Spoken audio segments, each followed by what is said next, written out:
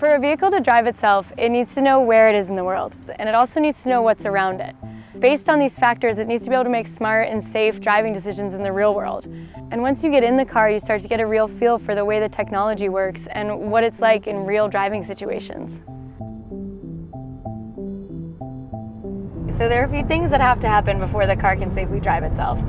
First, it has to figure out its location in the world. So we use GPS, but GPS isn't always that accurate, which is why we rely on our other sensors like the laser, which picks up on details in the environment that help us identify our more precise location. So think of the sensors as the car's eyes and ears, but with eyes that can see far off into the distance and 360 degrees around the car.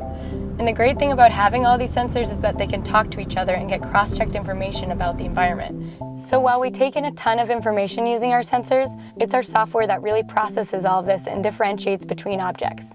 All these objects are visible on the laptop that the safety drivers use while testing the vehicles. Based on what the vehicle senses and processes, these objects will be represented by different colored boxes. Cyclists will be red, pedestrians yellow, and the vehicles will appear as either green or pink. These boxes demonstrate the processing that takes place within the software. And think about the complexity here. People look different, cars have different shapes and sizes, yet despite these nuances, the software needs to classify these objects appropriately based on factors like their shape, movement pattern, or location. For example, if there's a cyclist in the bike lane, the vehicle understands that this is a cyclist, not another object like a car or a pedestrian, so the cyclist appears as a red box on the safety driver's laptop. And the software can also detect the cyclist's hand signal and yield to them appropriately. When our engineers think about where the car should drive and how, safety is always the top priority. So the vehicle takes into account many things like how close it is to other objects or matching speed with traffic or anticipating other cars cutting in. For example, as a passenger, it can feel a little uncomfortable passing by a large vehicle on the road.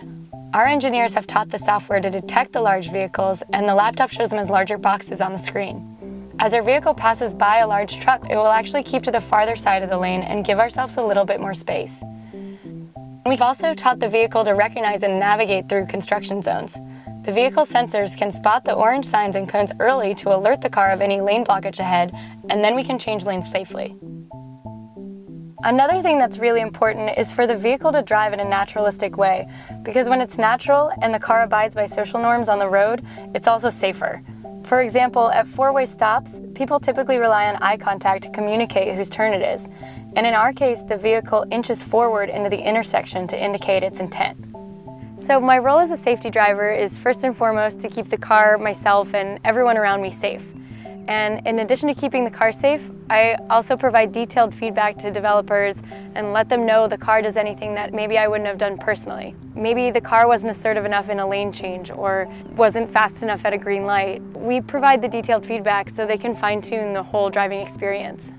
By getting out there and driving in the real world, we're getting a better understanding of what exactly it's going to take to improve the safety and comfort and ease of transportation. And that's really what our project's all about.